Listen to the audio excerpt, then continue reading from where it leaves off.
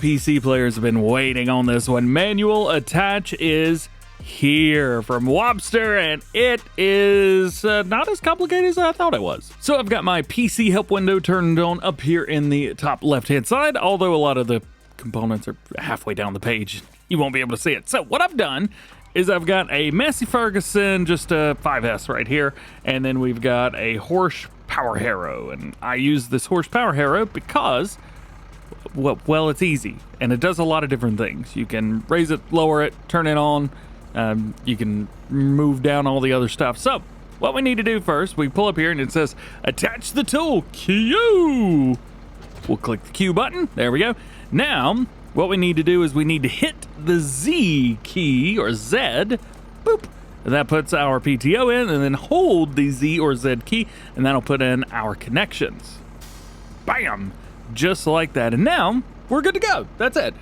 If we didn't have any connections, but it was connected to the tractor, we could not do anything. So you see here, it wants me to raise it up, but I can't.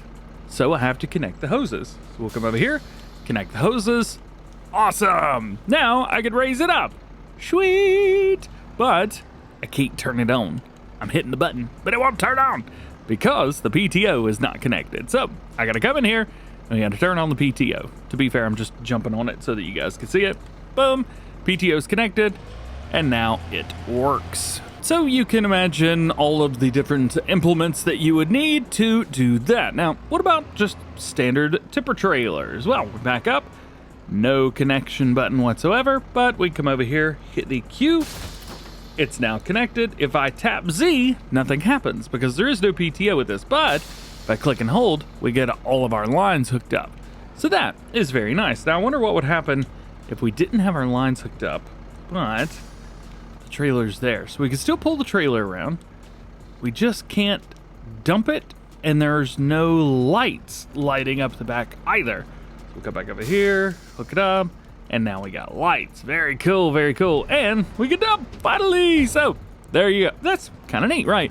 Now, there are a few things that are exceptions to the rules if you want to think about them like that. So like front loaders, skid steers, shovels, telehandlers, and even combine harvesters right here can hook up to the implement. So, for example, if I had this Massey Ferguson and I've got the header for it, boom, just like so, I can hook up to this. So I don't have to go in and like click manual attach. Think about it like this.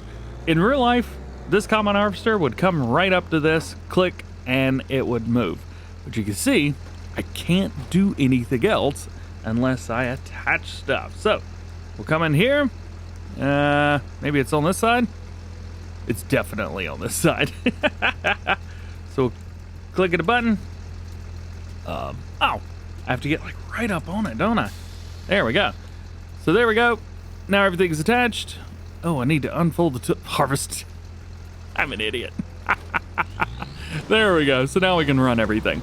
So anything that, like, think about it in real life, you'd be able to just go up to and pick it up, like combine harvesters, headers, things like that. Yeah, you're good to go. But you can also see there, I can't. Can I drop it? I can drop it.